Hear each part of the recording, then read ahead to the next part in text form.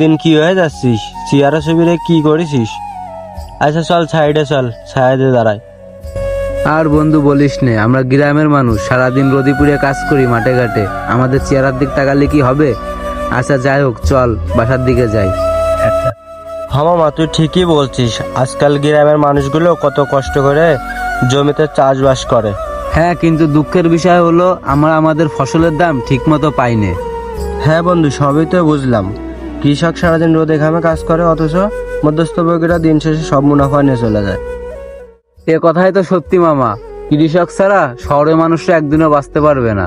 হ্যাঁ মামা, কৃষকের কষ্ট নিয়ে কেউ ভাবে না, সবাই শুধু নিজের লাভ দেখে। এটাই আমাদের সমাজের সবচেয়ে বড় সমস্যা। সমাজের যারা আসল হিরো তাদেরকেই সবাই অবহেলা করে। তাহলে এটার সমাধান কি? আমাদের কৃষকদের ন্যায্য দাম নিশ্চিত করতে হবে, তাহলে এই সমাজটা বদলাবে। কৃষক বাঁচলে দেশ বাঁচবে। কৃষককে অবহেলা না করে আমরা তাদেরকে সম্মান দিতে শিখি।